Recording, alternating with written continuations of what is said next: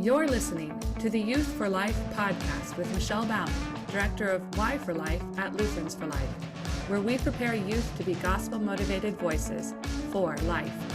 Be sure to stick around after today's live recording of our Chats for Life program to find out how you can be live too on our next Youth for Life podcast. This is Dr. Geistfeld. She is a regional director for us of Texas at LFL, but also had a former life before she joined LFL. And so she and her husband will be doing the presenting. They are both doctors, and I'll let them tell you what they are doctors of and their experience. So thank you for being here tonight. Thank you. I'm going to be doing a little bit of reading tonight, but I'm going to be giving you a chance to maybe answer some of the questions I have. This is just a script. Feel free to wave your hand at me at any time if you have a burning question. I'm Dr. Barbara Geistfeld. I'm the Lutherans for Life Regional Director of Texas. My husband is Dr. James Geistfeld. We attended the College of Veterinary Medicine in Minnesota, and we were in the same class. And so between our junior and senior year in vet school, we got married. We graduated in 1973, so we've been veterinarians for 47 years and married for 48.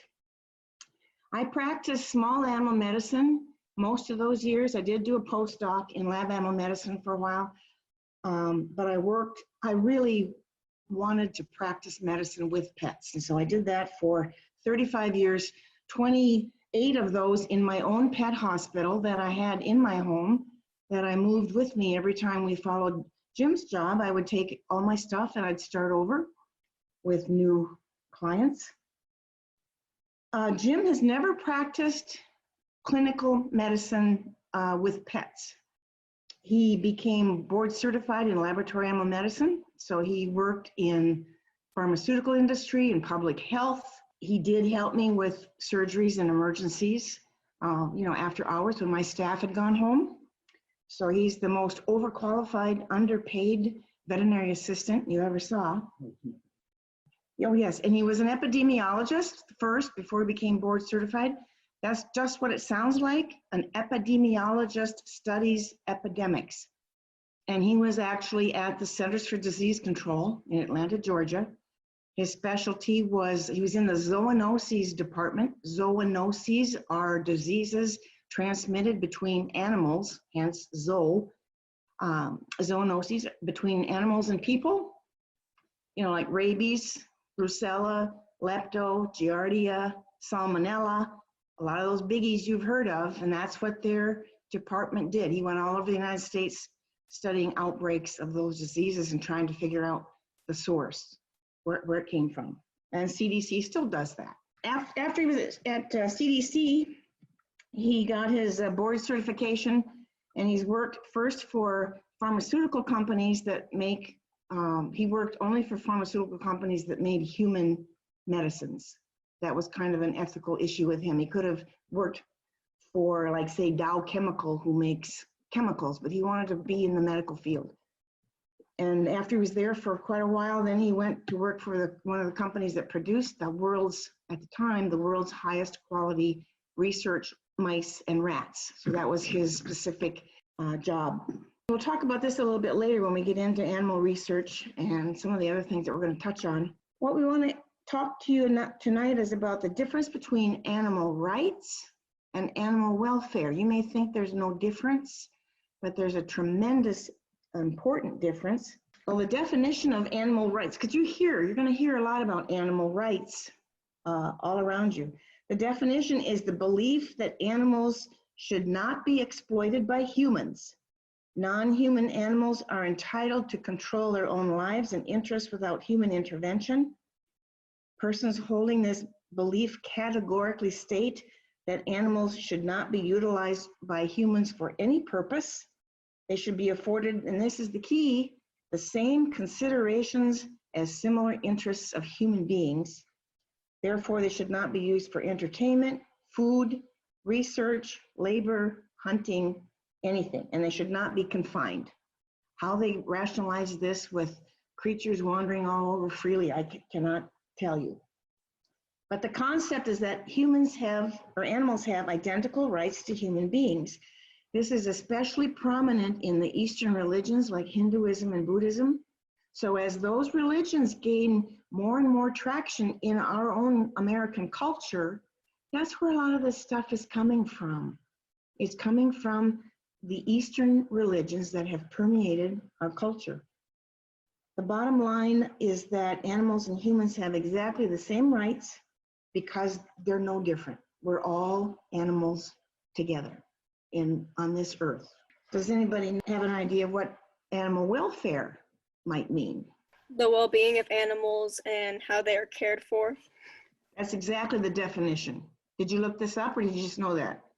I guessed. Yeah, you guessed exactly right, word for word. Let me read you my answer.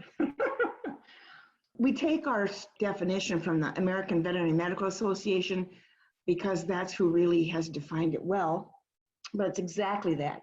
Animal welfare refers to how an animal is coping with the conditions in which it lives. Protecting an animal's welfare means providing for its physical and mental. We're not going to ignore the mental needs of animals. So an animal in a good state of welfare is healthy, comfortable, well-nourished, safe, and able to express natural behaviors. These are very important, and they should not suffer from pain, fear, or distress. Now, this is the AVMA definition, and this is what veterinarians take an oath to support. When we get out of school, we take the same kind of oath as the physicians did. Do no harm, prevent suffering and pain, and relieve suffering and pain. We take that same oath. Veterinarians take that very seriously. In fact, as we get into some of the different things that we're going to talk about, what they don't tell you about animal research is that every single veterinarian or every single research program has to be approved by an animal care and use committee. Your veterinarians are the leaders in this group. The regulations for animals used in medical research, I kid you not, are at least 4 inches thick. Thousands of pages of regulations on how animals are to be treated in institutional areas. So the difference between animal rights and welfare is we should, yes, take care of animals and keep them free from pain and fear and suffering, but they do not have the same rights as us spiritually. And the reason why is in the Bible. We are not Buddhists and we are not Hindus. What does Scripture say about animals and people? Genesis 1, and I'm reading some of this stuff maybe a little bit longer because there's some really cool stuff in here that you may never have heard before. I hadn't heard it for years. God said, "Let the land produce living creatures according to their kinds, the livestock, the creatures that move along the ground, and the wild animals." And it was so. He made the wild animals according to their kinds, the livestock according to their kinds, and all the creatures that move along the ground. And God saw that it was good. Then God said, "Let us make mankind in our likeness, in our image, so that they may rule over the fish in the sea and the birds in the sky, over the livestock and all the wild animals, and over all the creatures that move along the ground." God created us, first of all, in his own image. In Genesis 2, they give a separate second creation story and where God breathed into man and gave him his life. But he made us all the same as far as creation, but he made us in his image. So God created mankind in his own image. In the image of God, he created them, male and female, he created them. So if God is God and God is spirit, that's what we have, that we are made in his image, right? God's not male or female. I mean, we picture him as a male, but Bible tells us God is spirit, and we worship him in spirit. And that spirit is what he's given us that makes us different from the animals. And this is the next interesting part. God said, "I give you every seed-bearing plant on the face of the whole earth, and every tree that has fruit with seed in it, they will be yours for food." And I must have been 60 years old when I noticed that he said, "To all the beasts of the earth and all the birds in the sky and all the creatures that move along the ground, everything that has the breath of life in it, I give every green plant for food. Nobody was eating anybody in the beginning when God made it perfect. And God saw all that he had made, and it was very good.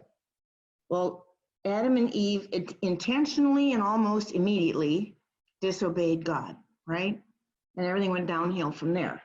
You have pain in childbearing, you have thorns and weeds and hard labor to grow our food, but it got worse than that. In Genesis 3:21, the Lord God made garments of skin for Adam and his wife and clothed them because they were naked and they were hiding in the garden. Did you notice that? Where did the garments come from? If they're garments of skin, what happened? What had to happen? They had Anybody? to kill the animals. Yes.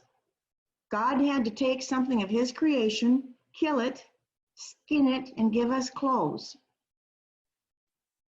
That's a pretty, how serious is the sin of disobeying God? Very serious. It brought death into the world, right? That's the first mention we have of death. God took those animals that he created that were running around, living with us, and he had to kill them to make us clothes. It's pretty serious business. Well, we go on from there because now, God gave us the chance to rule over everything, right? We could rule over the fish and the birds and the animals, but we weren't eating them. We're all eating plants. But in Genesis 9, and these are kind of important. You can go back and look these up, or I can send a little list to Miss Bauman. Look at some of these sometime and put them all together, or I can just send, she's got the script actually, if she wants to send that to you, if you want to ask her for it. In Genesis 9, God blessed Noah and his sons and said, be fruitful and increase. But then he said, the fear and dread of you will fall on all the beasts of the earth and on all the birds in the sky, on every creature that moves along the ground and all the fish in the sea. They are given into your hands. So now they're going to be afraid of you. We're not wandering around friendly and having a relationship. They're all afraid of us now. And in verse 3, he says, everything that lives and moves about will be food for you. Just as I gave you the green plants, I now give you everything. And this is to eat. So what does this mean to us today? If we eat milk, eggs, meat, fish, how are they to be treated? You have a lot of people in today's world that don't eat meat or any kind of animal products at all. They live only on plants. Is it wrong to be eating meat? Is it wrong to be a vegetarian? And if there is no wrong or right, how do we treat each other if we have different opinions on that? So think about that a minute. Yeah. I would say that since we live in a sinful world now, it's technically not wrong. I mean, I believe we microevolution to get canines so we can eat the meat. So there must be some plan for us to be able to eat those meat. And Jesus did die for our sins, and we're now allowed to eat dirty meat. But we should not have the animal suffer when we want to eat them or use their products. And if someone wants to be vegetarian or vegan, we should respect their choices and not do our things, because I mean, technically we weren't supposed to eat them, so they could be in their own right. Well, you're interesting. You should say Jesus died and now nothing's dirty, because the next little thing is Peter's vision. And again, like I said, this text is all in there, so you can look at this again. He went up on the roof to pray, and he was hungry, and while they were making him a meal, he fell into a trance, and he saw heaven open, and the sheet comes down filled with all kinds of dirty foods that a good Jew is not supposed to eat. And a voice said, get up, Peter, kill and eat. And he said, absolutely not, surely not. I've never touched this kind of stuff. I'm not going to start eating it now. And the voice said to him, do not call anything impure that God has made clean. So in a sense, it's like Nicole said, God has given us the freedom to do what seems right to our own conscience. He gave us animals to eat. The Bible's plain about that. He tells us that there's nothing unclean that he has made. But likewise, you go on to 1 Corinthians and it says, but food does not bring us near to God. We are no worse if we do not eat, fill in the blank. We're no worse if we don't eat, and we're no better if we do. Be careful, in fact, that the exercise of your rights to eat whatever you feel like eating does not become a stumbling block to the weak. Therefore, if what I eat causes my brother or sister to fall into sin, I will never eat meat again, so that I will not cause them to fall. I've seen this illustrated in another way. If you have really dear friends who are Baptists or Methodist or some other religious group that really does not drink alcohol at all. You, as a good Lutheran, most of us drink alcohol whenever we feel like alcohol. However, it would be wrong for you to sit on your back porch drinking beers and having a loud party if your other neighbors are out on their porch. If you want to get really technical about this, it would be wrong for you to be out there drinking beer and having a carousing good time when you're, especially if they're friends of yours, but even if they're not friends of yours, they're Christians. And it says, if you don't want to cause your brother discomfort or harm by what you're doing or eating. So you would want to do it, basically, as Nicole said, without making a big deal out of it or without making them feel bad. Let them have their beliefs and you have yours. Animals do not have legal rights in any place in the world right now. They are not given the same equal rights as humans, though in California they tried. Not sure where that is now, but for a while you were able to sue someone, you could sue somebody for the loss of your pet for emotional damages. I'm not sure if that went anywhere. It's certainly not, I haven't looked lately, but to my knowledge, it's not the law in any state. Animals are still property, and so their loss is only the loss of what they're worth financially. Obviously, for those of us who are deeply attached to our pets, sometimes if something bad happens, you might feel that you've got some money coming for negligence or whatever, but generally speaking, they don't have legal rights anywhere in the United States. They're property. The only nation up until now that we know of that gave animals equal rights to humans, does anybody know who that was? Animals are equally as important as humans, if not more so. Nazi Germany. And of course, we all know that Hitler was deeply influenced by the Eastern religions, right? Madame Bovary or whatever her name was, and that Bovinsky or whatever. The swastika is actually, you see that in Nepal.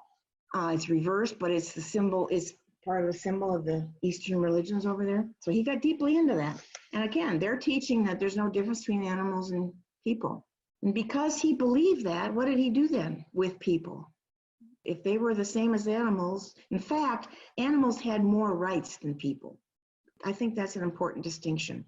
In Nazi Germany, animals were more important than people. So then what did that lead to? Justify hurting other people, killing other people, especially Jews. Yeah. And literally experimenting on them because animals were almost more equal than humans, and these humans were subhuman. That opened up the door to the Holocaust.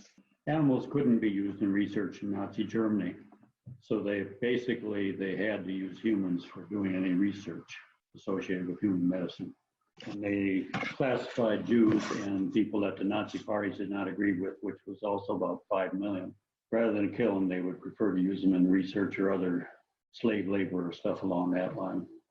The bottom line here, I think, from everything that we've covered in the sense so far, is that the fact that an animal has the same right as a human negates the value of human life. That's the next obvious step. If we are no different than an animal, that negates our value. And do you not see that in our schools, on our Facebook, in our movies? Teen suicide is now the number 2 cause of death, right behind accidents. And so many of our young people, lots of people in lots of ages, it's also the number 1 death of men over 65 is suicide. Well, it changed, but that's what it is the last time I looked at the numbers. And why do people commit suicide? Because they don't feel they're worth anything, right? Sure, you've got depression or illness or pain or whatever, but the bottom line is the world is telling us we're no different than anybody else. So why not end your pain or suffering? Why Why not get rid of your depression? Why not just end it all? Because we're not worth anything. Real quick, how many of you have read Of Mice and Men? Have any of you read that text of Mice and Men? Okay. So, and if you haven't, I don't want to spoil it for those of you that haven't, because it's a typical high school text. But what Dr. Geistfeld is talking about right there is shown very clearly in Of Mice and Men. We have this idea that you even have imagery that relates a man to other animals that die throughout the book. And eventually in the end, it is seen as a mercy killing. There is a mercy killing. So anyway, and this idea has been around for a while. People have been promoting it for some time. How many of you ever heard of PETA? PETA, you all have? People for the Ethical Treatment of Animals. It sounds really cool, but animals don't have ethics. You can't have an ethics without a soul, without a spirit. And of course we want to take care of them. We want to give them what we just said, animal welfare. But if you read some of the PETA stuff, and I did just to get ready for this, because I know what they said, and they've been saying it for years. It's often people that identify with PETA that will go in and destroy a lab and let all the animals loose and so on. There was a researcher out in California when we were still in practice. I was still in practice, Jim was still in the pharmaceutical industry. They had spent years, they were using cats to study sudden infant death syndrome. You know what that is, right? Moms or dads go into the bedroom and their baby's laying there dead in the crib. Just, can you imagine how devastating that is? No reason known for sure, and they've been studying it for decades. This guy had been studying it for maybe 20 years, and he had cats because they have a similar condition. And he was studying them. They were basically pets of all the staff and of the technicians, because it was non-invasive, non-fatal kind of whatever they were doing. They weren't torturing cats. And PETA went in there and let them all out. Destroyed all its records, destroyed all its computers, just did everything. So here are these cats that have never known anything except laps and lab. But that's what we're dealing with. And we will always deal with that as long as people think animals and people are no different. Nicole's statement about microevolution, because obviously there has been evolution as the plates moved apart, and you've got ostriches and emus, rheas, and ostriches on 3 different continents. At one time, obviously, they were all together. You've got bison in Europe, bison in North America. Obviously, at one point, we're all together because they did not swim the oceans. You know, certainly there's been a lot of stuff going on over time, but there's still many people that believe that we had the same common ancestor. Darwin actually did not show that. That's what your PETA stuff says. Darwin had a theory, and in his own writings, he said, if this is shown not to be true, then this is all just garbage.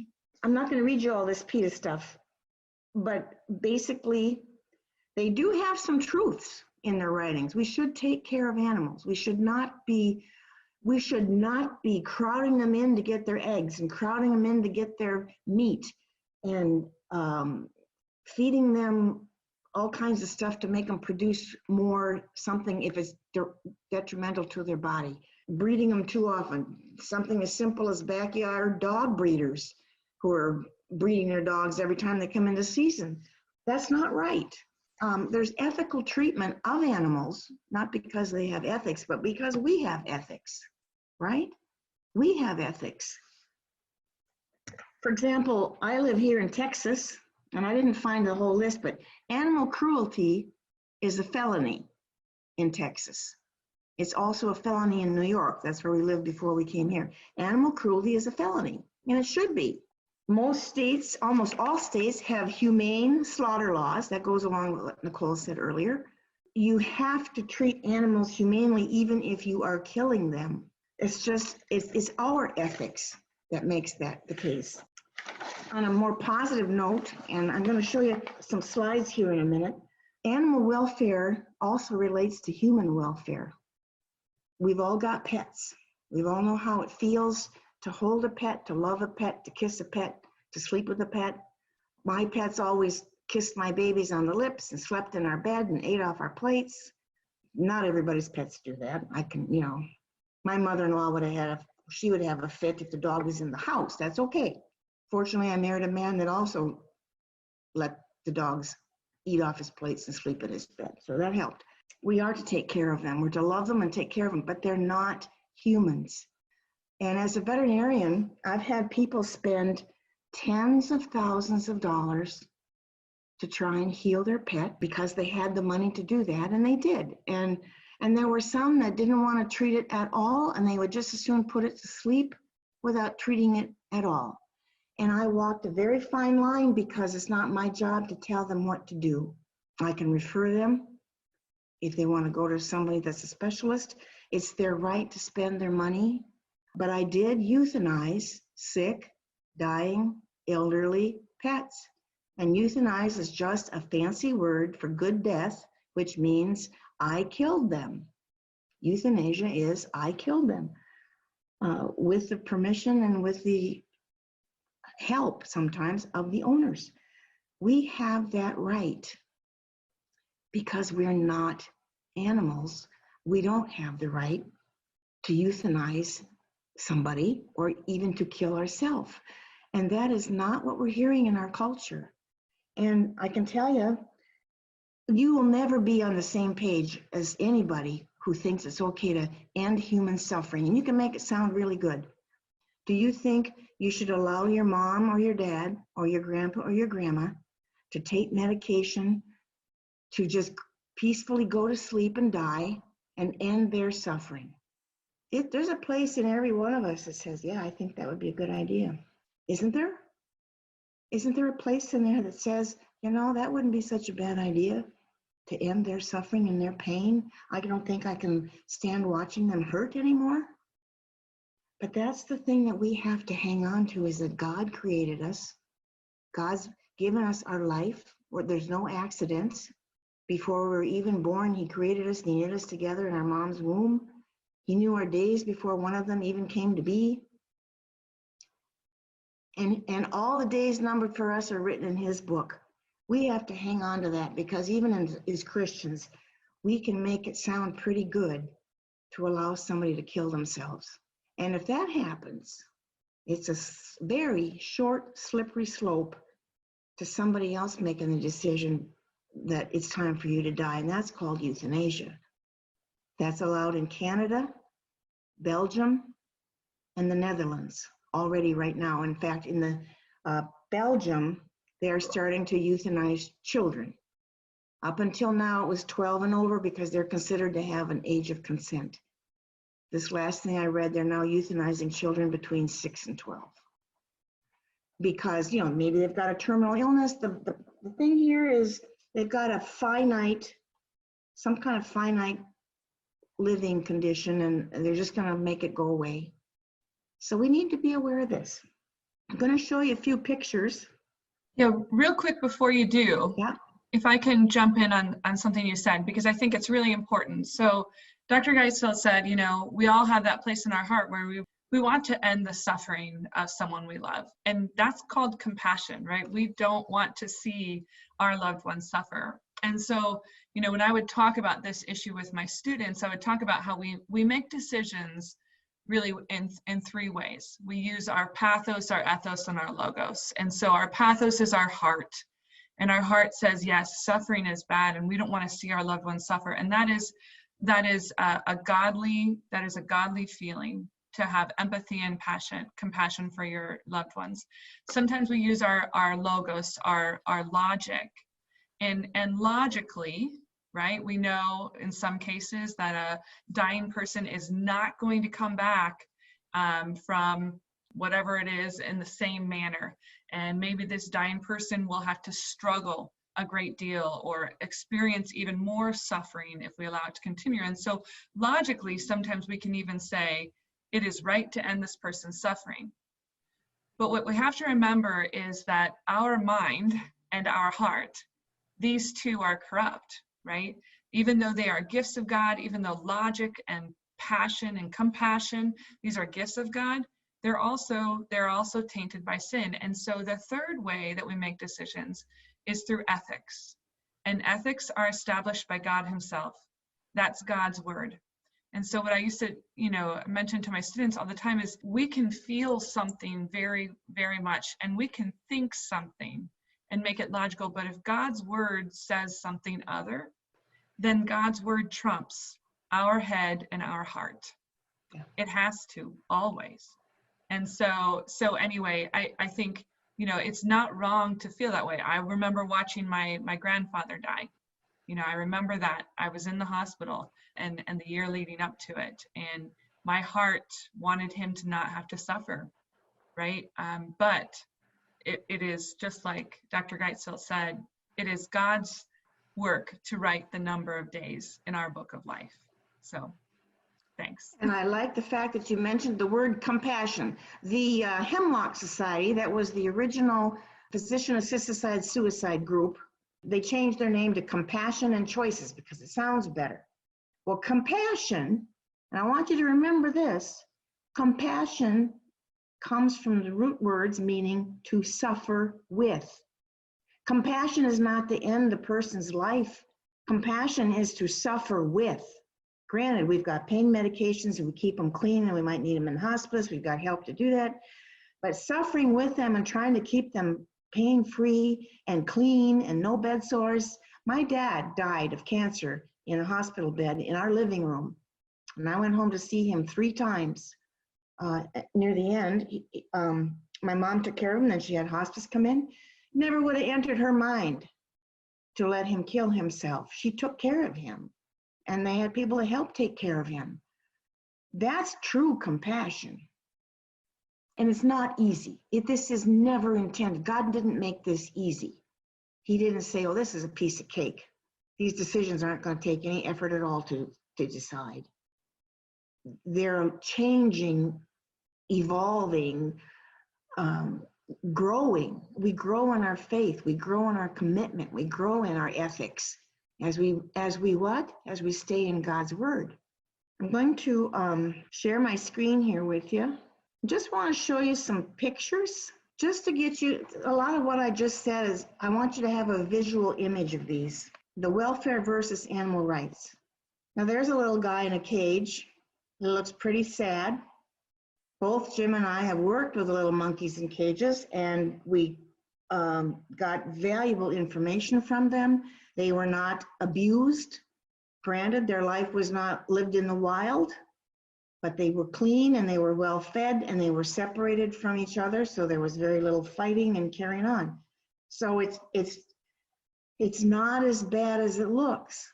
And sometimes most of our vaccines that we had when I was a kid, those came from studying viruses and vaccines in non-human primates. We'd still be losing most of our babies and children to diseases if we didn't get these drugs and vaccines from animal testing. You just can't do it. Here's a little thing from PETA. Help protect animals from cruel experimentation. Dogs, cats, monkeys, mice, and other animals are being tormented and killed in horrific tests.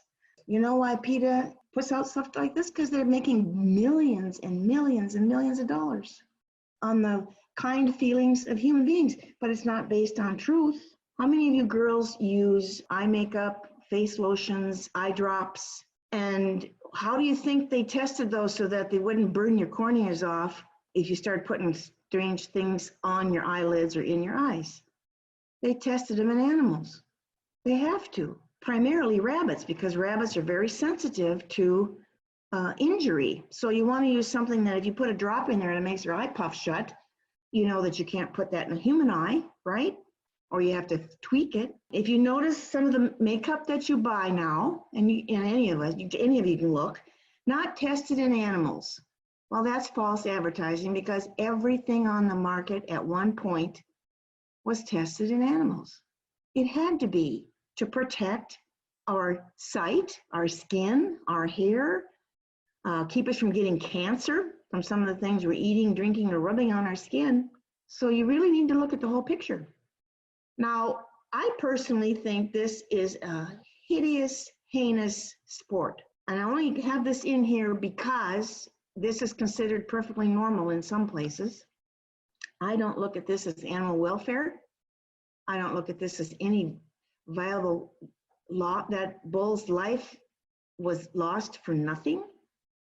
There's places that won't allow rodeos anymore. What a rodeo is, generally, is cowboys have been doing these kinds of things for hundreds of years in their job of raising cattle and moving cattle.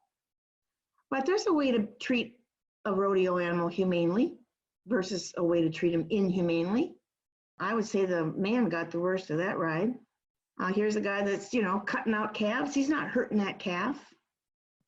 Here's a guy that's, grabbing a calf by the horn and kind of using a wrestling move to put him down on the ground. Granted, somebody could get hurt doing that. And maybe not everybody is fond of rodeos either, but what I'm saying, there can be gradations. You can have animal cruelty anywhere and you can have animal welfare anywhere. You just have to be honest and look carefully. Now, a lot of people are complaining. If you read on your egg packages, you'll say, not barrier, not cage raised eggs. We're not stuck in these barriers. They're all in here and the little eggs. Free range is what. Yeah. Well, these are barrier cage chickens laying their eggs. Well, does that look any healthier or better? No. And if you're going to raise lots of eggs for the market, you don't want them running around a 5-acre field because something's going to eat them. And you can't keep them free from disease. There's a lot of ifs and there's a lot of questions here. My dad had a very large farming operation in southern Minnesota, and we had 5,000 laying hens for part of our operation. Well, we converted an old dairy barn into 4 floors, and we had 5,000 chickens on all the floors. And the chickens had free ranging all over inside, and they had deep bedding. It was about 1.5 feet deep bedding that they could mess around in. And then we had a separate room where they would go in and lay their eggs, and we'd go and gather the eggs, which took a little bit more labor, but the chickens produced a lot better than those that are used in caging. Did y'all hear that? And this was approximately 60 years ago. His dad raised his hogs the same way. He did not have his sows in these little skinny cages where they could just lay there and the babies could come up and nurse. He had open flooring on the sows until they got close to farrowing, and then he gave them a slightly smaller private little space. But you can do a lot, but it was more labor intensive. And some people, the money talks bigger than the welfare. You got a lot better results and you got paid more. Yeah. There's animal welfare everywhere, and there's animal cruelty everywhere in any particular thing that you want to investigate. Some guys don't keep their cattle very healthy. They just don't take care of them properly. Some of them maybe can't afford to, but that doesn't negate animal welfare. Animal welfare is an important thing. You can see these cows are pretty thin. And I can't imagine a dairy that has cows that look like that producing a whole lot of clean, quality milk. This is not good animal welfare. There's nothing wrong with the dairy industry. There's an issue with animal welfare and cleanliness and care. So it's not all bad, and it's certainly not all good. And then we have the human welfare. They have done studies over and over and over that show how important to emotional health pets are. And I think we would all agree with that statement. Pets are a very important part of our lives. And you can be a man or a woman, boy or a girl, cats and dogs, kitties. Isn't that a cute picture? It's just a human being is a human being, and we've got a spot in our heart for pets. It's just how it is. All kinds of pets. You won't see any lizards, snakes, or whatever, though I did take care of a lot of lizards, snakes, and so forth, monitors. There's our parakeets. And it isn't just Americans or Europeans that have pets. In parts of China, they eat dogs and cats, the southern part around Shanghai, and rats and anything else they can get. But when we were in Beijing, which is in more central northern China, they had pet dogs, pet cats. They have pet dogs and cats in Africa and every other place we've ever visited. There's a natural a natural desire to have something to love unconditionally. And because you mentioned sin in this world, sometimes that's not a human being. Some people don't have a human that loves them unconditionally, like a dog or cat that is so glad to see them and wants to be with them every minute and sits by them or lays on them. For some people, that's the only child they have. And we shouldn't negate the value of that relationship. But likewise, we need to remember that it's not a person. And sometimes you have to gently talk to them about suffering in their pets. Or you might have to have that discussion in your own family as a pet ages or gets sick. How long do we let it go? Do we want to euthanize the pet, or do we want to let it, do we want to try and keep it comfortable? Those are important questions. But the bottom line is they're not a person. And we're not equating euthanizing your dog with euthanizing grandma. And that's not the world's view. So there's what we have to say. Do you have any questions or thoughts? Or This is just a quick question. What's your opinion on declawing a cat, and should it continue to be happening, or should that die down? You're asking the wrong person if you're looking for an answer that I think you're looking for. I had no problem declawing cats for two reasons. One, that's done under anesthesia, like any other surgery. It's the same as spaying and neutering them. We all spay and neuter our pets.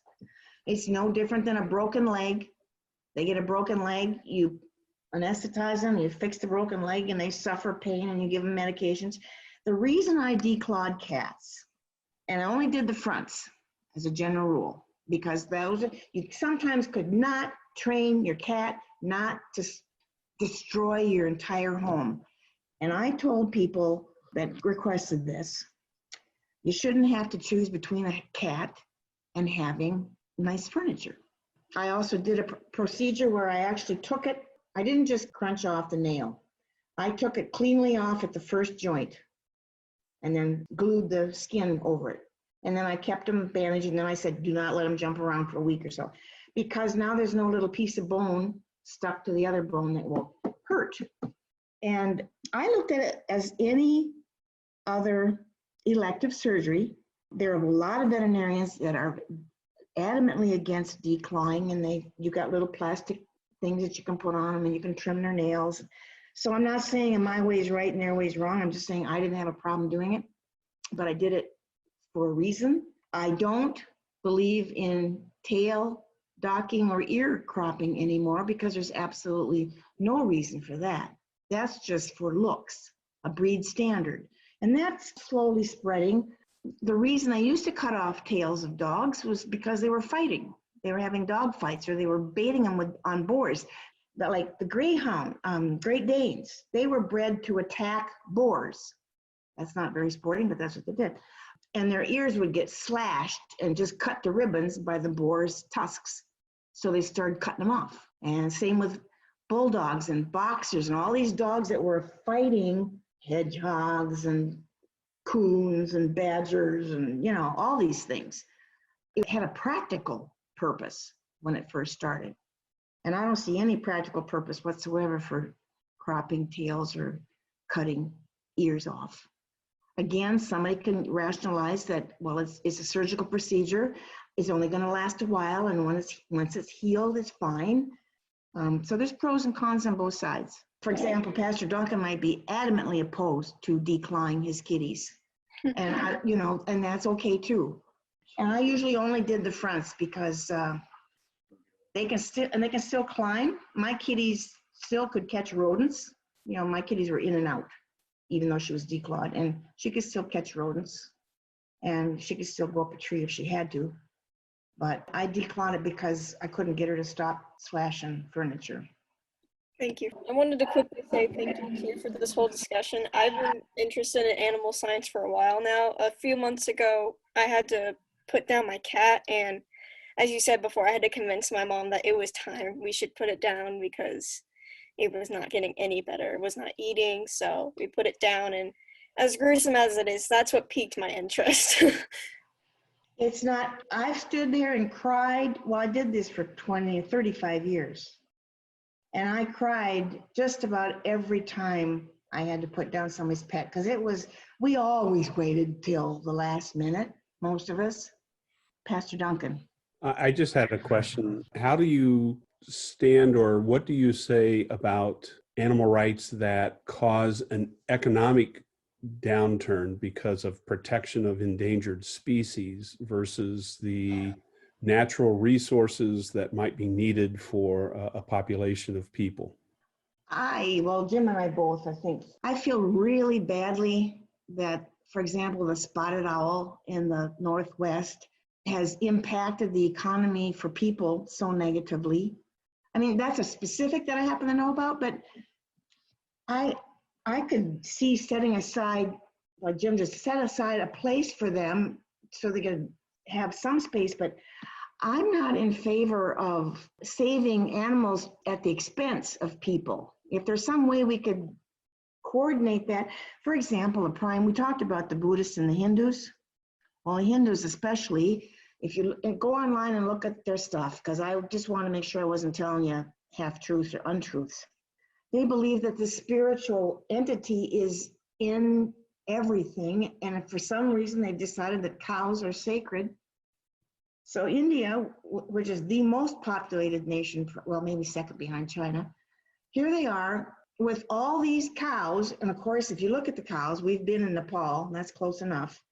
They're all starving because they're just wandering around loose, eating what they can find. Cow manure everywhere, urine everywhere. They're all skinny, and the people are starving to death because they're allowed to drink the milk and they're allowed to drink the urine, which is not a good thing, in my opinion, from the public health standpoint. Lots of nasty things you can get from drinking urine. But it's at the expense of people, and I personally don't think that's right. But that's their faith belief, and I am not in a place to argue with them about their faith beliefs. They also put probably about half of their population below the animals because especially I knew quite a few Indians, and the darker Indians were at the bottom of the totem pole, and they were treated much worse than the animals. And most of them were extremely poor, and one guy that I knew was extremely intelligent.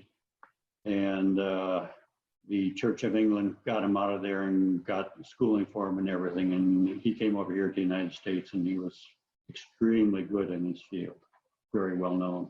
It would have been a real waste if he'd stayed over there in India. And one time I asked him if he ever went back, and he said, I wouldn't go back to that blankety blank place if my life depended on it. Yeah, and I think biblically we can say, again, in that case, that if animals are taking away the lives of people, then we have turned to worshiping the created rather than the creator. Like just recently there's a blue fish that supposedly is in a place in California where a lot of the fresh water comes from, and so they've turned off that water, and now you have farmers and you have workers who are out of jobs and out of a livelihood. And in that regard, again, you are now sacrificing lives, human lives, for the benefit of animals. And that's a Genesis issue. That's a reversal of the order.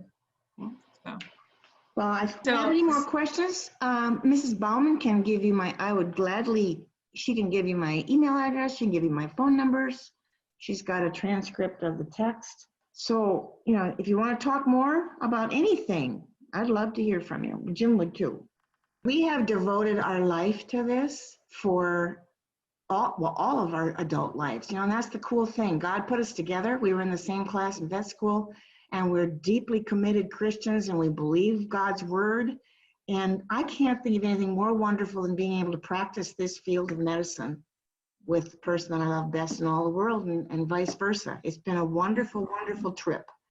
Yeah. And I wouldn't have done it any other way. So the research that I was involved in has saved and made better the life of millions of people. I've been very blessed in the things that I was able to do. Well, thank you very much for being here tonight. We appreciate it. And I'm going to wrap up by just asking the few that are on here how they would maybe use this as a life team. So real quick, guys, how would you use this then on your campus? Is this something that could be talked about? Is it referenced ever? What do you guys think? I feel like this is a good topic for CUC. I think there's a lot of kind of like, if you just put the topic out there, it could give some intrigue, you know? Mm-hmm. People who don't necessarily go to pro-life events will be like, human and animals and all of that, how does that work? And I think that's a really good, just because it's not a target topic. Mm-hmm. Yeah, sure. But is related to life issues, right? How we definitely, we can relate it very easily to euthanasia and that crossover. So, yeah. Yeah, no, I think it was really good. So I think it's something, especially, it's not necessarily a big topic that we have to prepare for. It's something that we could easily do if, you know, we have a short month or a really big month. So. Right. I mean, you're affirming life. You're affirming the order of creation and the fact that you know, we have been given this gift of husbandry to the earth, and that does mean caring for the earth and caring for the animals, but we are different from the animals. Yeah, definitely. Any others? What about at the high school level? You guys think you could use something like this or talk about something like this? It can be an interesting topic. I mean, I think everyone at my school is probably vegetarian just because they want to be healthier. But it can be a topic I can discuss with my group and tell them like how there's a fine line and how animals rely more on instinct than anything. Because I know someone who's like, we probably shouldn't be testing on animals all that often. So. And yeah, and even in a classroom discussion, I mean, you guys can be a voice for life even there. You know, I mentioned Of Mice and Men. That's in an English classroom, but animals and the difference between animals and humans don't just come up, you know, in English class. Definitely in science class, right? Which would be a natural. Okay. Well, thanks guys for being here. I appreciate it. And hopefully we'll be able to see you next week. Thank you again very much. It was a wonderful presentation. So thank you. Thank you for having us on. It was a great pleasure. Thanks for coming. See you later. Thanks for joining us for today's life topic. Check out whyforlife.org or email Michelle at whyforlife.org to find out how and when you can go live with us at our next Chats for Life session. Or join us next time, right here at Why for Life Podcasts, where youth learn how to be gospel-motivated voices for life.